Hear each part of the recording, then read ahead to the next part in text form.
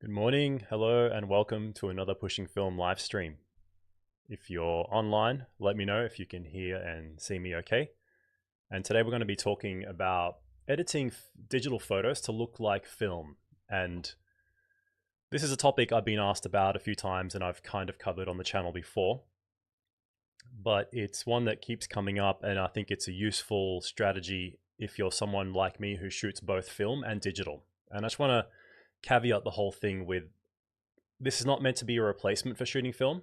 There's no way in general that I find to get digital photos to look exactly like film. Okay. It's more just to kind of use film as an inspiration to bring across to the look of your digital photos. And what that inspiration is in terms of film is different for everyone. A lot of people associate the look of film with something completely different to another person. Could be that the blacks are all faded and it's desaturated and scratchy and grainy and dusty and all that, whereas someone else associates it just with a certain pastel color scheme or something like that. So I just want to remind you that, I still love shooting film. I still want to keep shooting film as long as I can afford to do it. And a lot of the time, the reason for doing this is to, like I said, implement a hybrid process, like it might be at a wedding, for example, or where I'm actually shooting both film and digital concurrently. And then I want to edit those digital photos to look a little bit more like the film shots. Again, not 100%, but to use them as inspiration for the general feel and look. And you can get pretty close. You can get close enough, especially for client purposes. Okay. So just keep that in mind. Now, I'll get into it soon and show you some of the sample images that I'm going to use for this tutorial. I'm going to run through a lot of images that I've shot on both film and digital, and then explain what are some of the differences, the key differences when you're looking at them digitally in Lightroom in terms of what they end up looking like on a histogram, and how that piece of film is then interpreted into a digital scan, and how that can still differ from a photo taken on a digital sensor directly. So if anyone's here, drop a comment in the chat. Let me know if you can hear me all right. And I'll get into things soon just as people are jumping on. But how's everyone going? Hope you're all doing well.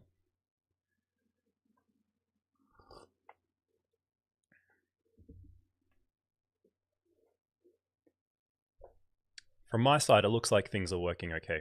I did start a couple of minutes late because I was trying to stream and it just wasn't popping up on my YouTube interface. But we're here now. All right, I'll while I'm waiting for anyone to drop a comment and let me know. Hey, thanks for that, AJ. I will open up Lightroom and show you what I have here. All right, so I have a bunch of images on the screen right now. And like I said, a lot of what I use this hybrid shooting strategy for is for things like weddings or family shoots, pre-weddings, things like that, but also everyday stuff.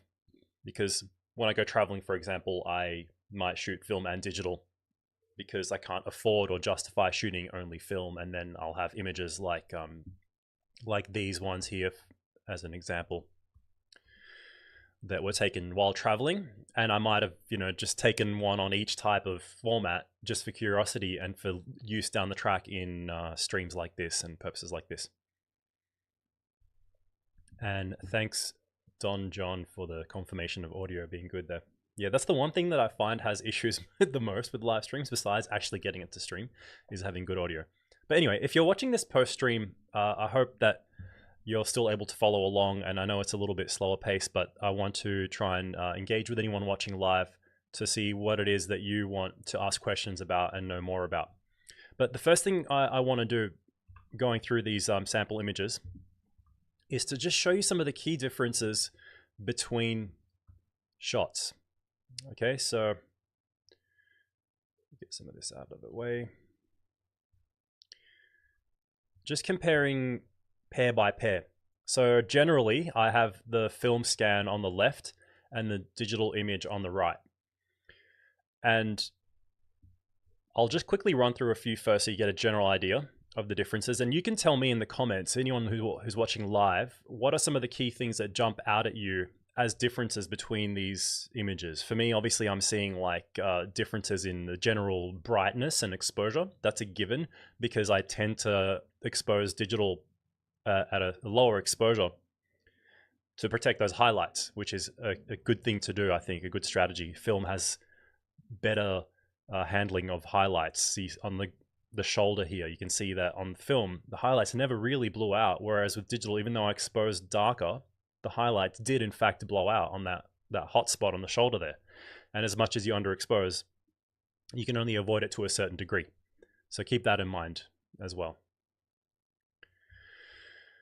This is from a pre-wedding shoot. We have Fuji 400H on the left, I think, yeah, 400H, and then a digital shot on the right. Here, we don't have any hot spots. The contrast was lower, so I didn't need to I did underexpose, and digital just tends to look flatter in general because it's a raw file, but there aren't hot spots to deal with in terms of blown out highlights. So that's a good thing to avoid if you can, just to keep that in mind if you're someone who's a hybrid shooter. You've got a nighttime shot here. This one was done for experiment's sake as well. We've got 120 film on the left and digital on the right. And again, vibrance, exposure, just the general pop. Of course, film has another thing you might start to notice is color shifts in the shadows and highlights. So whereas digital might look a little bit more neutral overall, you'll find that film has these color shifts in the shadows, especially like being green or blue, depending on the scanner, depending on your film, depending on everything else. But these, I'm again talking about tendencies I notice. So another shot here, and so on and so forth. All right, and one thing I want you to pay attention to as well, because this is a good strategy if you want to just learn about editing in general, whether it's you're trying to match film or just create your own unique look, is that you should examine what's going on with those shadows, with the highlights, with the histogram. This is really important. So if you keep an eye on the histogram up here on the top right, is that showing? Yeah, cool. Look at the shape of the histogram when I've got the film scan clicked in, and then I move to the digital shot, okay? And I'll go from shot to shot. Again here, film, histogram, shape, digital.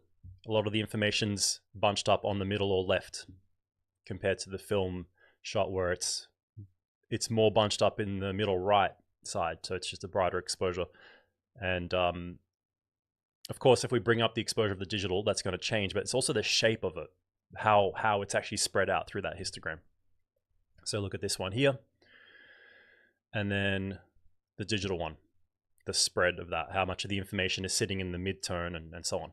All right, so I'll start off with this one actually because it's an easy image to start with. It's not too complicated, and just show you my general process and what I do when I have a situation like this where I have a shot taken on film, and let's say I have a shot that I've taken on digital and I want to match it. Let me know, by the way, if anyone has any questions throughout this process.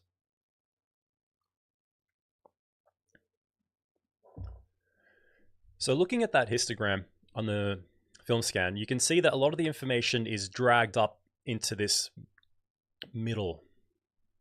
So it has this bright open shadow sort of look, even, and then the highlights are not clipped. I mean, they look like they might be technically, but in the scan they aren't. So the first thing I want to remind you of, if you're not aware of this feature in Lightroom, is that you can use what's called reference view if you are actually working in this manner. Later on, you might not be using any reference once you develop these skills and you just want to create or match a film look that's just in your head. But if you are physically matching them like right now or trying to practice, this reference view, if you click that or use Shift R, sorry, I might have pressed the wrong keyboard shortcut there. Yeah, that opens up this reference view where you can drag in your reference shot and then edit while that is sitting on the left. So obviously you might say, well, the brightness is the key thing, but that's not going to create the look on its own. You can just drag up that brightness slider to bring that information in the histogram up to the right. And what I like to do is work from the top down just for ease. Okay, so look at the film image and look at what's happening in the digital and what you need to do to bring it close. Exposure is definitely one of the things. The color, white balance, film scan's looking a little bit warmer, so I might warm that up. Looking here in the concrete, in the shadows, this shot, digital one, which was taken on X100V, has a bit more magenta in it, so I might bring that down. Increase the green in the general. And you don't have to be accurate here. You're going to go back and fine tune this later. So just start from the top down and bringing things closer a little bit at a time. Highlights, I might want to bring those down. You can see in the film scan, there's a little bit more information in the highlights. Shadows, not too much difference. Leave that.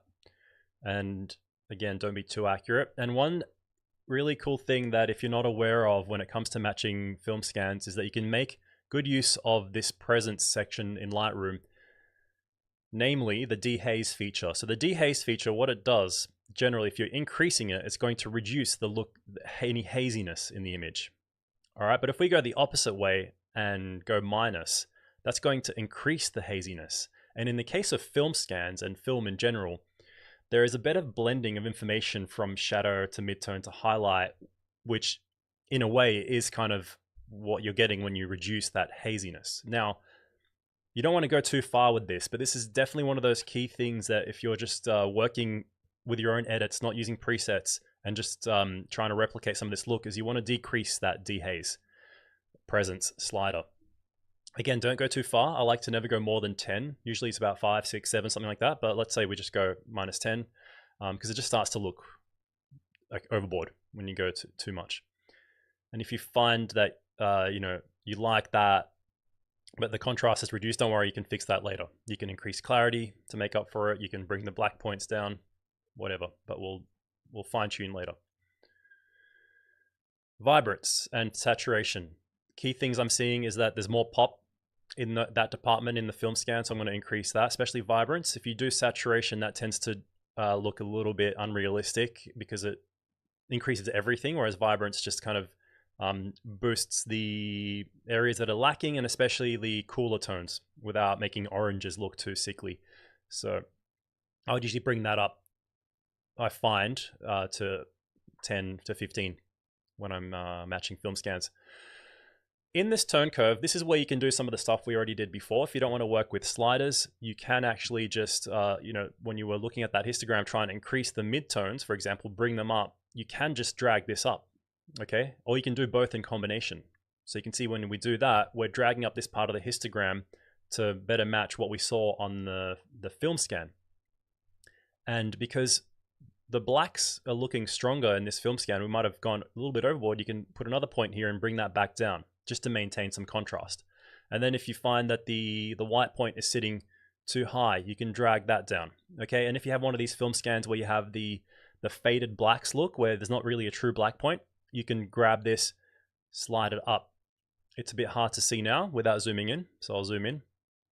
But what that does is it just gives you that little bit of a fade look where you lose that black point and you start to blend the black point into the shadows themselves, and gives that kind of that flatness in the shadows. So you can do that if you want. There's not too much of it, to be honest, in this film scan, which was actually Kodak Gold in 120, shot in Greece, scanned on a Noritsu. But it's a low res scan, unfortunately, so when I zoom into it, there's not really too much detail. But the other scans I have a higher res. All right, so you're starting to see a workflow here that will repeat itself throughout the rest of the images and hopefully in your own workflow. Now, we're getting close, but there's still some work to do. And again, this image is simple, but it's a good example. So when we're in the HSL panel here, this is where you start to make a lot of the key differences when it comes to replicating the look of certain films that you might shoot a lot of or that you like. And it's simply a matter of looking at what you're seeing in the reference or in your mental reference, and then replicating some of that. So let's say with the Frontier scan, you might have like a certain shift to the reds that goes one way or another. Noritsu, I find, I tend to go a little bit this way. See the poppies?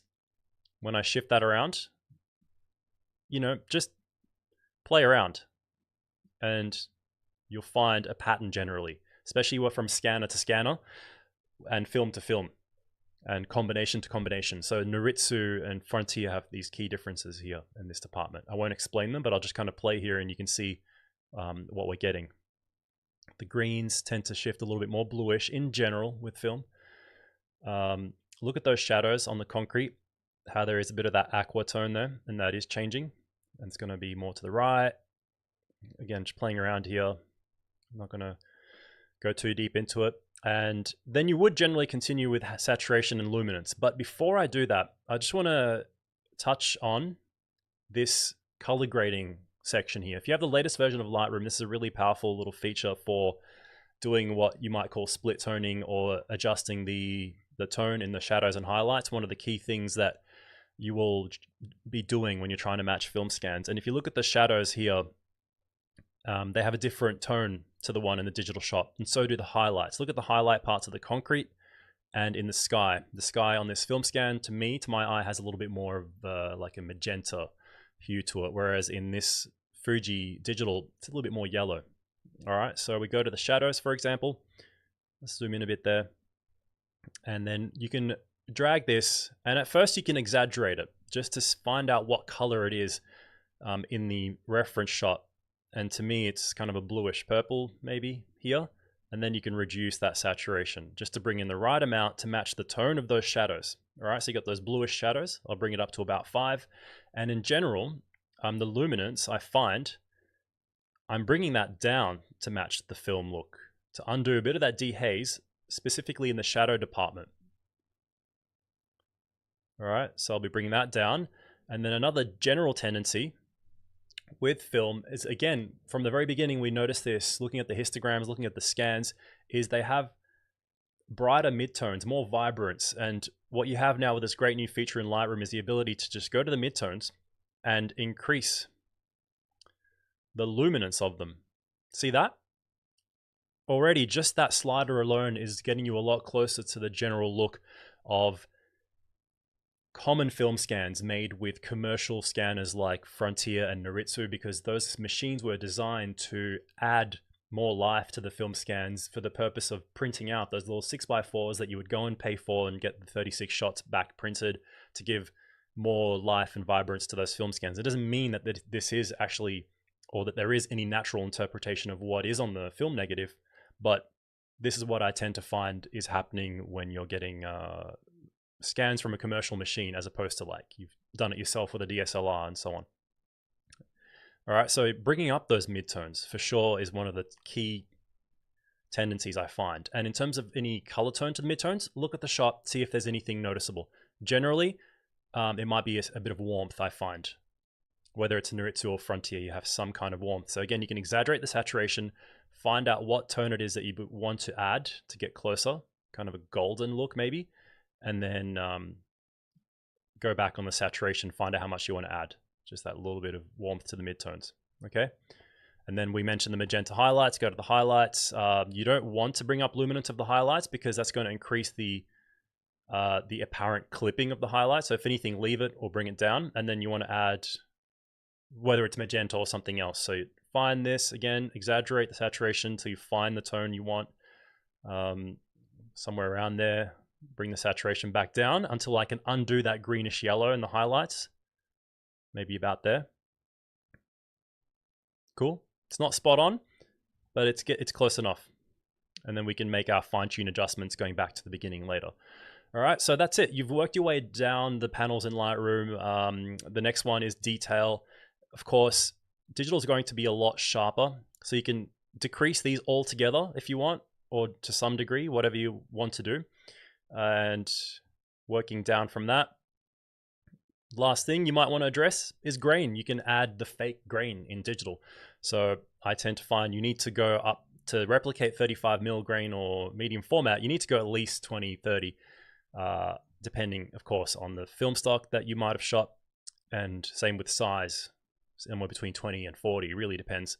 But if you have a reference that you can zoom into a little bit better than that, you could see, but sorry, that's a low res scan, so we can't really do that. But let's say somewhere around there, okay? All right, so now this is where I would just go back to the beginning, make any fine-tune adjustments.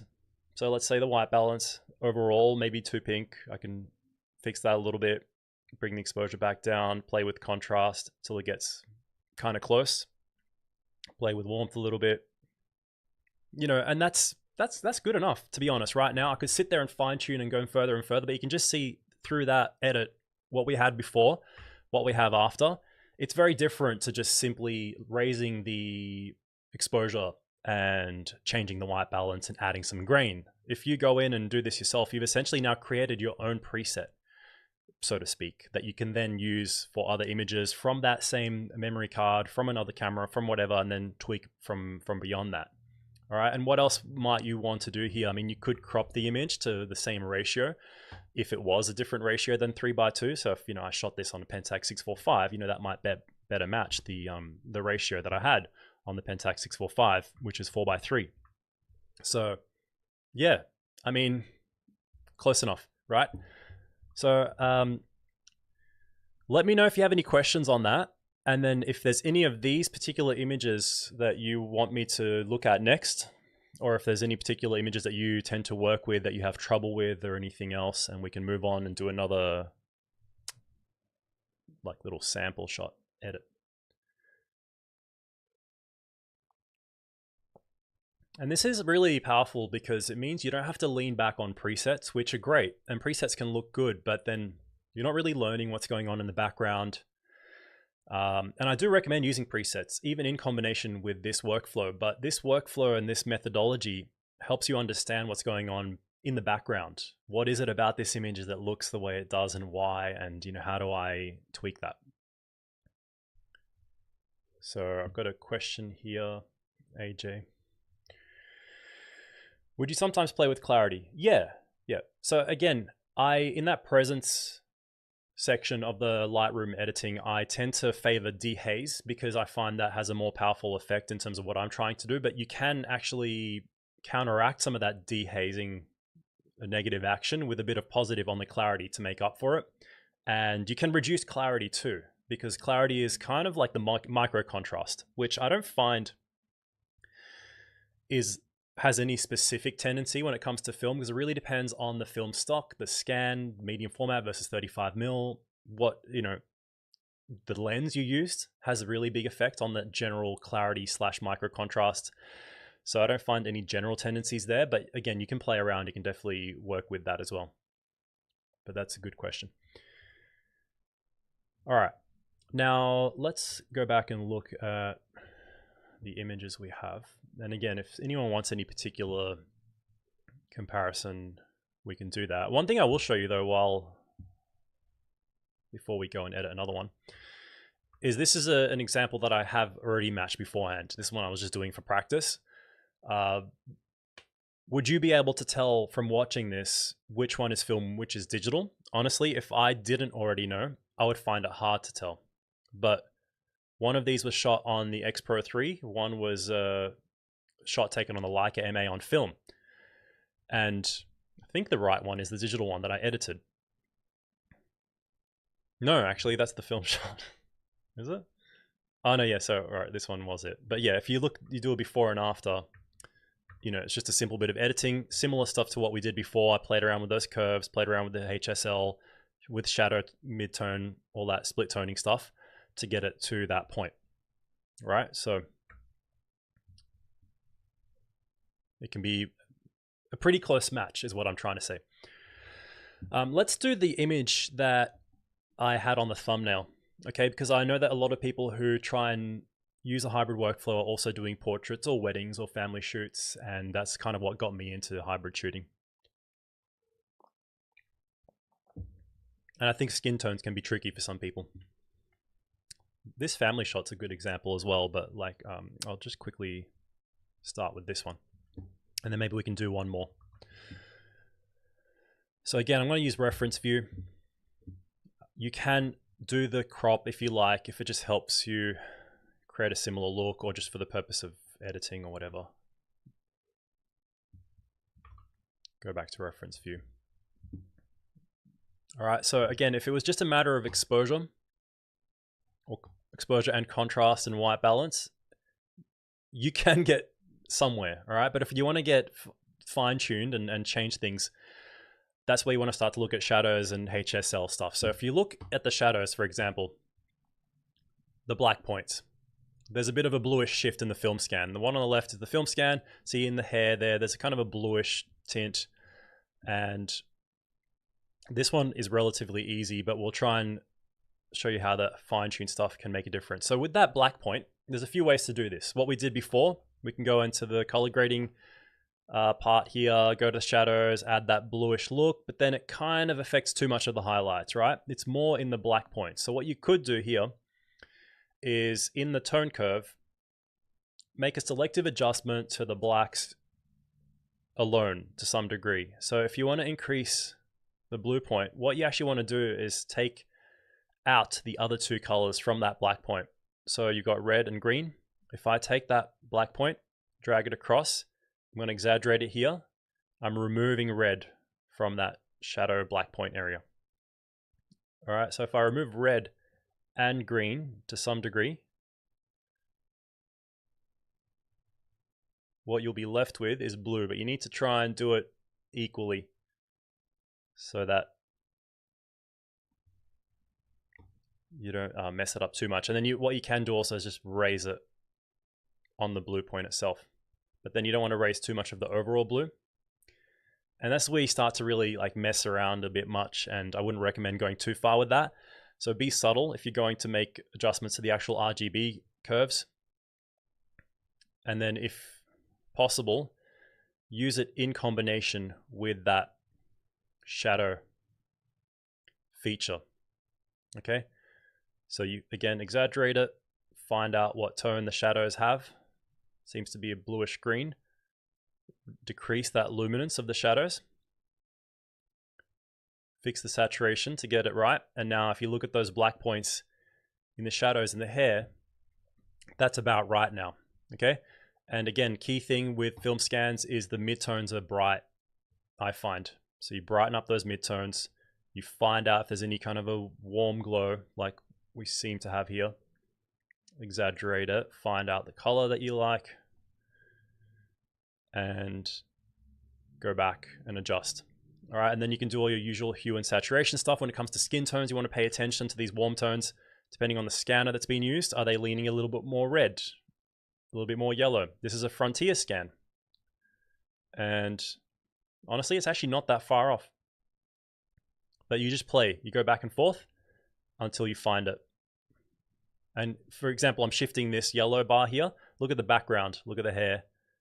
That's where the difference is being made. So you want to look and match that. Sooner or later, there'll probably be some kind of AI that would do all this for you. Maybe there already is, but it's a fun exercise because you learn about image editing and how to create your own look, for example. And then we didn't touch on this in the last one. We didn't get that far, but if you were fine tuning, you would play with luminance. So for example, with skin tones, you know, you can play with that. I find that skin tones tend to be bright and pop on 400H and Frontier scans and so on. So you kind of play with that, mess around with it all. Look at the blue in the ocean, for example. There's a difference in the hue of that ocean color.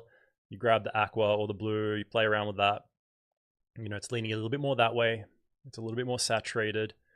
You would fine tune all that stuff. Okay, and then once you're happy with something, you can go and create your own look, right? And again, sometimes you have that faded effect. You can make contrast adjustments through the actual tone curve. Bring that dehaze down. Make up for it with clarity if you find you need to. Go back. Readjust anything that you went too far on in the beginning. Yeah. I could sit there and go further and further with this image, but I won't do that right now because I think you guys are getting the idea. And it's a little bit hard to explain it while actually doing it, okay? And this was already in the thumbnail, so let's maybe focus on another image. If anyone has anything in the grid here that they want me to focus on, let me know. And we can touch on that.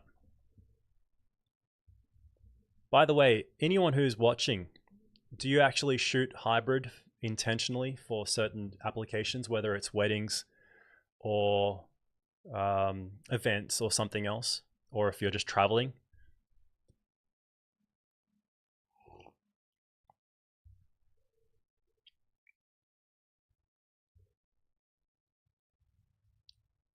So Don John. In examples 19 and 20, with green being a dominant color with subject and background, how do you approach that edit? Green being dominant color with subject and background. Okay, 19 and 20, let's have a look. This one's actually a pretty hard one. These two images were taken when I was borrowing the GFX from Fujifilm, and I was shooting alongside the Pentax 645N with the Fuji Pro 400H. And the right one is taken on the GFX 50S2, I believe, ISO 100, 63mm lens. And the left one was Pentax 645N, Fuji 400H, developed and self-scanned actually using Negative Lab Pro. But yeah, that's a good question. Let's have a look. Let's dive into it. I haven't actually done this one, so got the digital on the right there. Going to drag in the film scan as a reference. So what's jumping out at me immediately is just the general warmth and the tonality, as usual. If you look at the shadows in the tree, film, you can overexpose and get plenty of detail in the shadows without blowing out those highlights. See, the highlights are still fine. Even if they look quite bright, they don't tend to just disappear altogether. They curve off into disappearance, if anything. The hue of the green is completely different. So the first thing, and look at the reds here in the concrete. Look at the tone of those shadows again. This is a common theme. The black part of the shadows tends to have a color shift with a lot of film scans. You've got a bluish tone here, and if anything in the GFX, you've got a kind of a reddish purple tone. All right. So when working from top down, first thing I would do is adjust the white balance. That you're not going to get it perfect, but you just want to look at the tendency. All right. So the film scan. Sorry, John. Yeah, good point. I didn't switch. I was going on and on. Didn't switch views. Thanks, mate. But yeah, I was explaining there before I switched views that there's some dominant differences that if you look at. Is that working now? All right, cool. So you should be able to see it. Sorry about that.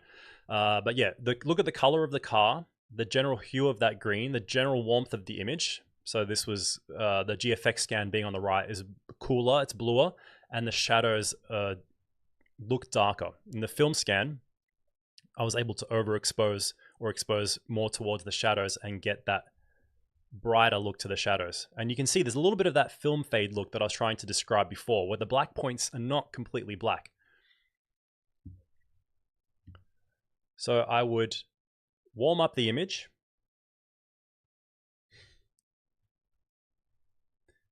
And just laughing at my own mistakes there. And then with the rest of the white balance, you know, it does seem to have a purple, a pinkish, reddish maybe tint. So I maybe would reduce some of that. But again, you can fine tune later. General exposure isn't too far off. The film shot just looks a little bit more open in the shadows. So what we might do is address that in the curve, trying to get the shadows and midtones up. But you don't want it to look too bright. So you can bring the highlights back down if you like. You can actually just use the sliders, like the shadow slider. Highlights, look at the sky as a reference to get the brightness of those highlights to be similar. And then most importantly is what I was talking about with those shadows having a color cast. Film on the left has this bluish color, whereas in the digital, it's more neutral. It was looking a bit red to me before, but if anything, it's just more neutral. So I'm going to skip past these for now and just go straight to this color grading, because I think this is where a lot of the difference lies. You go to the shadows and you see that. I'm going to exaggerate it at first. Find out the color that I'm seeing in the film scan. It just seems to be a general, maybe I went too far with saturation. Kind of a bluish color again, and then bring the saturation up to just where you want it to match. Okay, maybe it's about there. And again, there's a bit of this fade effect. So what you could do is drag that black point up to replicate some of that faded look in the deep blacks and shadows. I'm just going to readjust that for ease so you can see this. See what happens when you raise that up? You kind of destroy that black point and you create a bit of a faded look. And the overall brightness here is still higher, so you could bring up the shadows. Overall exposure. And then to make up for that, if it's looking too harsh, you can reduce the contrast and you get a bit closer there with those shadows. Okay. dehaze as we mentioned. Now, because I've been bringing up those sliders, I might go back a bit on that curve. And then the big thing that's jumping out at me is the hue and saturation of a lot of these colors. So you can work down from top down if you like, or you can work in terms of what's jumping out at you most. Let's say it was that. We're looking at the hue of the greens. So the car is green. It's actually more of an aqua, I guess. So when I move this slider around, it's mainly affecting the grass. So we can just get that grass. The big thing I'm seeing is saturation, but we'll move on to that next. So aqua, the color of the car. So it seems to me to be a little bit more to the left there. And then saturation, as mentioned. Look at the saturation in the grass on the film scan. Because it's 400H, it's pretty desaturated. So I would bring that down.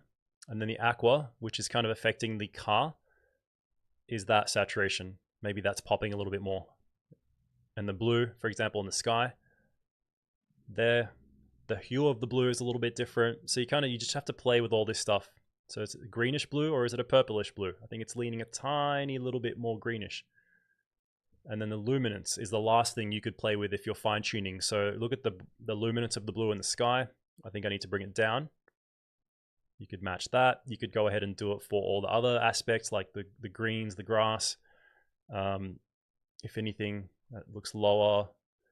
The car, a little bit lower. So on and so forth. Again, I'm trying to just do this on the fly while explaining it just to help you understand what actually is happening here. But already just looking at that from before and after, you can see how much closer we've gotten to the general look of that film scan. And this isn't to tell you that, look at this, I pressed some buttons and made it exactly the same, because it's not exactly the same, but it's just to help you understand the tools and how you can use them to get your images to where you want them. All right, and then if we were moving back down, other key things, sharpness. How sharp is the image?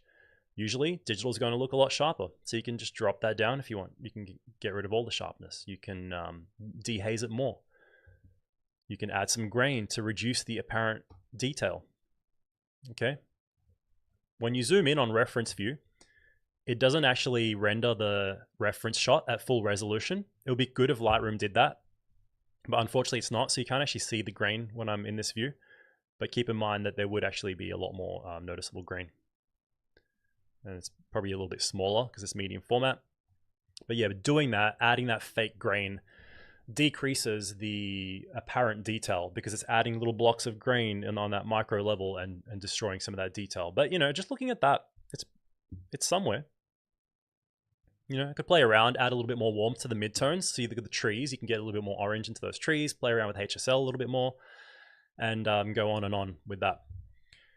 So I hope that makes sense and is something that you can apply to your own shots, because the beauty of it is that you can take that and, like I said, just create your own preset, especially once you've fine-tuned and gone all the way through the list. And that's why I don't recommend going too far on any of those sliders, because once you create that preset, you can apply it to other images, but it's likely that you'll need to make some other readjustment to it, which is the exact same thing with presets that you buy. You know, you might be paying $100 for someone else's presets, but I think why not create a few of your own?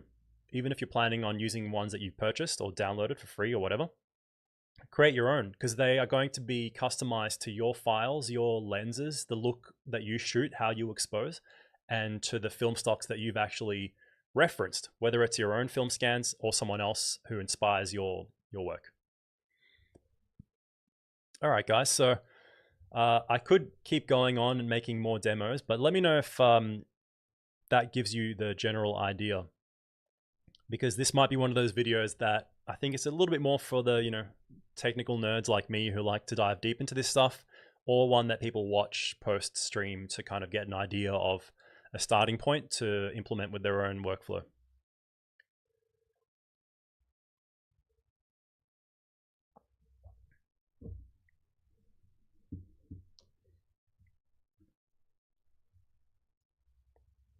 Yeah, thanks for the questions and comments, John.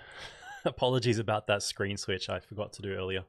I have a couple of screens working and there's multiple windows when I'm doing something like this. So the window that I have showing my preview was hidden a little bit behind my browser window with the YouTube interface in it. So it's my mistake. I'd love to see the 2930 if you don't mind. It seems like the most drastic difference. All right, for sure. Ah, okay, is that the one? Right. Yep. I thought initially you were talking about these two. These are actually both the same digital image. I slapped these in here as an example of what to do if you don't have a reference image, if you just want to create the look based on a look in your mind. And we can do that, but yeah, let's look at 29 and 30. Is that what you said? What's going on here? All right.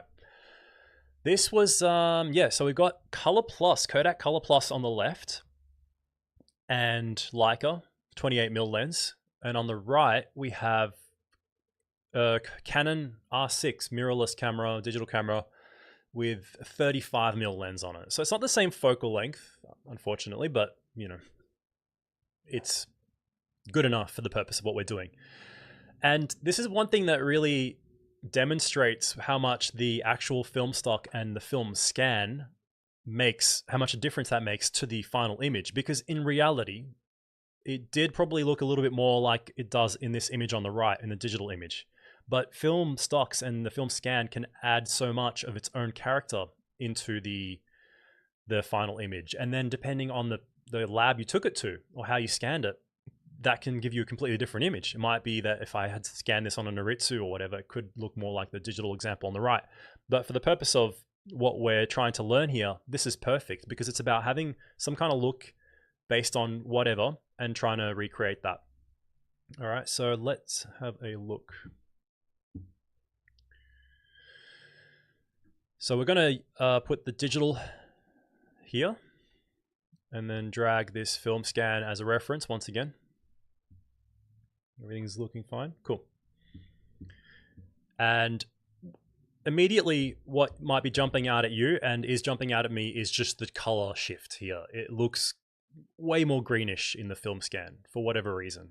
Okay, it might have been whoever was scanning it, you know, the way the color balanced it or the auto color balance didn't quite get it right in terms of what looks closer to reality, but that's what it is. Okay, so let's say this is what you were trying to match. Working from the top, you could just go straight to that slider, but what you'll find happens is if I go too far on the green in order to match the areas in the shadows and in the water, the sky looks way too green. So this again exemplifies why playing with that section, the color grading section down there, is usually a more powerful tool. So I wouldn't go too far on white balance. I would just kind of play with that a little bit. If anything, it looks like we need to go a little bit more blue to match that cool tone. And I won't play too much with green because that's making too much of an overall effect. If you look at the sky, there is still some magenta and warmth in the sky. Overall exposure. Contrast. Still go cooler maybe. Anyway, just get it to a starting point. This actually is a pretty tricky image, but let's see what we can do. Brightness of the highlights doesn't look too different to me. Overall brightness is still different, but we're going to address that. Add a bit of that dehaze. I kind of do this by default because as you see, it gives it a bit more of that haziness, which I am noticing in the film scan. Vibrance, saturation, definitely more of it, but again, we're far off on the colors. So if we zoom in here, you can see there's a bit of that fadedness in the black points. There's not as much detail in the shadows. There's heavy grain, and there's a very different color cast to the shadows. In the digital, it's kind of a warm purplish color. Here, seeing more of a greenish color. Okay, so you could do what I mentioned earlier and play with that individual tone curve by removing, for example, some of that red. If I remove red and blue, I'm essentially removing purple, which is what I was noticing, right? So if I do that, I'm getting a bit of that greenish look. And then if I raise the overall black point, I'm adding a bit of that fade, but the shadows are actually a lot darker still in the film scan. So I could counteract that with a bit of a curve like this. Bring the overall brightness up. Bring the shadows down while maintaining that little bit of a fade in the shadows. Okay. And then while we're in the green curve, you could experiment with using that selectively to add green into the shadows, but not the highlights by doing something like that, right? I know that's a bit heavy-handed, but let's say we just did a subtle amount of that. you can use that in order to affect different parts of the tone curve. So let's just do a little bit of that. Okay, and then we're going to go down to the HSL panel. And then mind you, because these are shot on different focal lengths and at different points, we were on a little boat here, and obviously we're getting closer. So I took the digital image earlier, and then the film shot on the left was taken later as we got closer to those little boats, even though it's a wider angle. So there's some differences there. And you can see the sun might even be higher. But yeah, just play around with that HSL panel until you start to see some overlap. All right, so this was a frontier scan, and frontier scans do tend to have the oranges and yellows shift a little bit more to the right side on these sliders. But again, you just need to experiment and find what's actually working. Play. Start with the hues, see if there's any obvious jump outs. Nothing too obvious, but where we're going to make obvious changes is probably this color grading, so we can skip ahead to that. Go far on the saturation, just to exaggerate it, and then find out where those shadows are falling. Kind of a greenish color, isn't it? And then go back, and then luminance. See that? Going to go pretty low on there to match it. Midtones are where it's really jumping out. There's kind of a bright yellowish midtones. I'm going to exaggerate it, move that wheel around until I find that color tone in the mids that's really jumping out in that. I would say it's not a very good film scan, but it is what it is. And if this is what you were trying to match, this is one way you could do it. All right, so maybe about there. Whoops. Lost it. Yeah, kind of a yellowish almost. Then I'm going to get rid of that exaggerated saturation and bring it up just to the amount that I need to get close to what I'm seeing. And then also the luminance of those midtones. Again, it seems to be really common no matter the film scan that the luminance of the midtones is a lot brighter in film scans, in digital scans of film, right? Saturation could go a little bit higher still. And now we're getting close. Let's look at the overall brightness a little bit and adjust that just to kind of go as we work. And then the highlights, there is a bit of a pink. Look at that vignette. The part of that is a lens vignette, but that's kind of giving away that there's some pink in the highlights as compared to this digital shot. So maybe it's red, maybe it's pink, but again, exaggerate it a little bit, move that around till you find the general color tone, go back on it, add it to the right amount. In this particular case, you might actually want more luminance in the highlights. But look at that. I mean, I could keep going and do the rest of the stuff, unsharpening, get rid of the lens corrections if you wanted to replicate some of that vignette, because this has automatic lens corrections for the Canon RF 35mm lens that I used. So you can adjust that accordingly if you want, get rid of it altogether, whatever. Add that grain in. You can see, even though, again, it's not rendering completely in the reference view, but you can see how big the grain is on that 35mm Color Plus scan. So you could go pretty high on that. Roughness, whatever.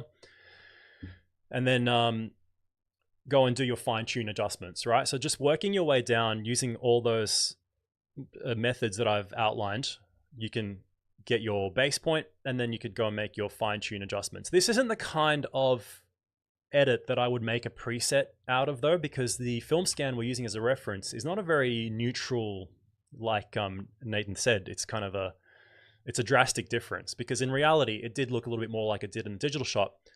But then, yeah, you could go back here, make that fine-tune adjustment, maybe go back a little bit on the warmth, play with the magenta now that you've done those adjustments, you could play with that, and then go back on anything else that you think was drastically different. But, you know, you've baked in a really unique look to what was otherwise quite a different looking digital image, right? And if anything, to me, if I was seeing both of these shots side by side, at first glance, I would have just thought they're from the same source. Okay, so it just shows you that you don't really need a preset. And even if you had one, every image is unique. Every film stock is unique in combination with the scanner used, with the conditions and whoever's did your scanning, might have clicked, nothing. They might have done nothing and let it go on auto, or they might have clicked too many green stops or whatever it is and not increased density enough. So if you wanted to do this, you could mess around, and I can still see kind of a blotch of weird tone in the highlights. You could do that. You could do selective edits if you like, and you can really mess around. But yeah, I think this gives you the idea, guys. I think this should put those tools in your mind that you can then use to customize your images. I did chuck a lot of examples on the screen here because I thought I wanted to give us some options, but I'm not probably going to have time or the need to go through all of these because I think you get the idea, and this should be a good starting point at least. And sooner or later, I'll probably kill the battery on my camera that I'm using as a webcam. But yeah, I mean, sometimes images are simple, like these two here with the shaving stuff. Sometimes they're really complicated, like the one we just did. And it really depends on what you're working with.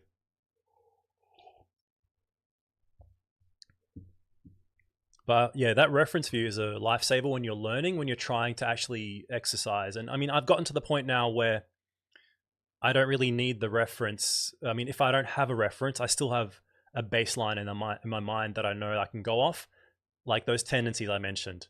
Brighter, more pop, more exposure in the midtones, dehazing, adding vibrance, adding a bit of saturation, color shifts in the shadows, color shifts in the highlights, adding grain, whatever else, So there's those general things, there's that toolkit that you can build that, Lightroom is really powerful for. Once you learn how to use these things and how they affect different images, you can go ham. You can do all kinds of stuff.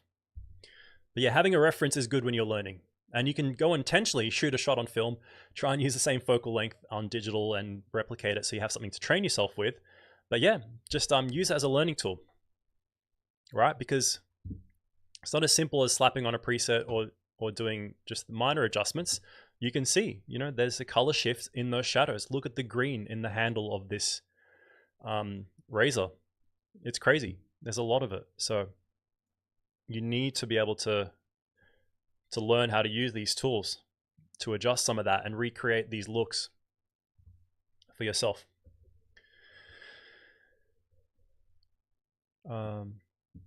Yeah, thanks for keeping up, guys. I know I'm not the most efficient doing these tutorials because it's still difficult for me to think and talk at the same time. But let me read some of these comments. Just got an XH1, did a test shoot today. Basically did the same thing as your demo, but working off the JPEGs as my base, still figuring out my workflow. Sorry, it's cut off in the preview you guys are seeing, but it says my workflow, so this is helpful. Thanks, I'm glad you found it helpful, AJ. Might be bad questions, but how do you go about editing some black and white street photos? Do you try to match HP5 or go for a more digital look? I do kind of match HP5, I guess, because for example, if I'm working on a series right now of street photography, and it is 90% shot on film, but there's probably 10% of the shots that might be on digital, but I still want them to match a little bit of that look of film. So it's pretty much the exact same thing, to be honest with you, minus all the color stuff. You're really focusing on that curve, on the shape of the shadows, on the tone curve, so the histogram. Look at the histogram, look at the shape of the histogram. Add that fade if you want it or need it. Add the grain. The one thing, however, is that black and white film is really, really unique in terms of how it handles tonality and grain. And because that's all you have to work with, in a way, it's kind of just as hard, if not harder, to get the look of black and white film if you were pixel peeping, if you were someone who knew what to look for. Because, for example, the grain is more apparent and heavier in the shadows as opposed to the highlights. When you go into Lightroom and you just slap on the grain slider. Sorry, I'll go back and just show you as an example here. Let's say I wanted to make this a black and white edit. All right, and I'm just gonna do that, make it bright, add a crap load of contrast or whatever, whether it's through the curve or something else, or use some kind of HP5 preset. If I go and apply grain, now this is why you can never really match film. This is one of the reasons, sorry. It's applying the grain equally throughout the image. In reality, film would have the grain be heavier and more apparent in the shadows, and kind of the size would look tighter in the highlights, and it wouldn't be across the whole image like this. So sure, you can do things like that, and it would give you a good baseline. You can use the same general tendencies that don't involve color. For example, get rid of some of the sharpening, add some dehaze if you like, make up for it with some clarity if you want, whatever. You can play with all that, especially that curve, especially, the tonality, which is the main thing your eyes are seeing. And you can even play with the actual split toning of the black and white as if you had a color filter on, which could be a key thing. If you're using Acros, for example, it might be less sensitive to reds or whatever, and you kind of play with that, and the reds would be brighter. You can play with that. You can reduce sharpening, add grain. But yeah, there's key things about film that you can not really replicate with digital that easily. Maybe there is something coming out in the future where Lightroom will allow you to selectively add grain to the shadows more than the highlights, and that would get you that tiny step closer, but it's still not complete. So, I mean, long answer to your question, but basically, I would do the same thing. And I would, if I have a reference image, look at the reference image, because if I am working on a series, I might have shot it all on 35mm film, and the grain is generally the same size, and I have at least something to go off. But there are tools you can use. Someone's just mentioned Dehancer right now as I was thinking that I was thinking of the Nik collection. Silver Effects Pro is a good tool that you could go into. So sometimes I will actually use that. I would, right click on Lightroom, open it in not Silver Effects, but Color Effects Pro. Either would work, but you can then add grain selectively, and you can go into Photoshop. You can do all kinds of stuff. But yeah, that's just it's unique. And I've shot black and white film at weddings like Delta, and then shot digital, and those are actually quite hard to match. It's not too easy. But yeah, I hope that kind of answers your question and gives you more to think about. But yeah, I mean, it definitely can get you close. And just reading the rest of your comment there. Sorry, do I try to match H.E.5 growth from? Okay, so we covered that comment. Nathan, amazing job. Shows a very tricky one for sure, and I think it shows how different color rendering is on film than digital. Yeah, absolutely, and more importantly, how much the film scan makes. Because I can guarantee you, if I scan that boat shot on my DSLR scanning setup and use Negative Lab Pro, I would come up with a very different result. It probably wouldn't look like either, but it would be unique to its own, to itself. The boat retains their warmth, even the cool shadows. Yeah, because it's all about split toning. It's amazing how with film, shadows lean this way, the midtones lean that way, highlights can be something completely different. And then again with the scanners, so I find that with Frontier, I've covered this in a separate live stream, but Frontier's warm tones lean a little bit more yellow-greenish, whereas on Noritsu, they lean a bit more reddish. So that will really affect skin tones and dominant parts of a scene that your eyes are drawn to. And the greens, for example, on Frontier, pop more, and they're a little bit more bluish, whereas on Noritsu, they're a little bit more realistic or neutral. But yeah, Asha mentioned Dehancer there, which is another cool tool that you can use for any of these kind of film matching workflows. I'm yet to try it. I actually have been curious. I've seen people talk about it on their YouTube videos. But anyway, guys, I think that's enough for this video. I think I could keep going on and on, but there's not much point. The video will just get too long, and this will give you at least something to think about. As we approach 1 hour here, I think I'll end the stream and say thank you for joining, especially if you were able to keep up with the entire stream. This was a long one. It was a bit of a complex one, but maybe it gave you something to marinate on, for your own workflow, and that could be useful. If you do want to use presets, go for it. And what's even greater is that you can use presets in combination with your own editing like this. If you want some of the stuff I have experimented with and used before, I would recommend the archetype presets. So these ones, I think I have it up here on the screen. Yeah, here we go. So archetype process, check them out. I haven't linked this, but I'll add it after I finish the stream. It's pricey, but if you're going to use it a lot, it could be worth it for you. But I would still recommend learning how to do stuff yourself. And then also the Maston Labs presets are a good one to look at if you want something that matches film, because they have packs for Fuji like this one. They have a Kodak pack, and it can be a good starting point. It can be something where you can slap that on and then spend about half the time what I just did working through your own thing, and then you can actually make that combination into your own preset if you want. So your preset could involve a spot of Maston Labs 400H and then a bit of your stuff, and then you kind of use that across your images. But remember, you're going to need to individualize from shot to shot, from scene to scene. Even if it's all from the same event or the same wedding, you'll still need to, as the light changes, make specific adjustments, because that's how editing works in general. And then sooner or later, you can use AI if you want and just kind of do it all through that. But honestly, I've tried AI early stuff, and to me, it's good, but I still need to go over it. There's still a lot of tweaking that needs to be done. But yeah, check these presets out if you want somewhere to start. They're both really great. I have experience with both of them, and I think Archetype is better, but it's more expensive. So, you get what you pay for. All right, guys, thanks for joining. If you are here live, thanks for anyone who watched this post stream and managed to sit through it or skip through it at least. And I hope you're all doing well. I hope you're enjoying shooting, getting creative, and that you've been liking some of the stuff on the channel lately. I will be putting out maybe one more short-ish video if I can, because I'm traveling to New Zealand in about 10 days or less even. But I've got a lot of content that I'll be creating while there, so once I get back. But for now, things might be a little bit quiet on the channel. I'll try and keep up with a quick video or live stream until then. But yeah, thanks for joining. Hope you're all well, and I'll talk to you again soon.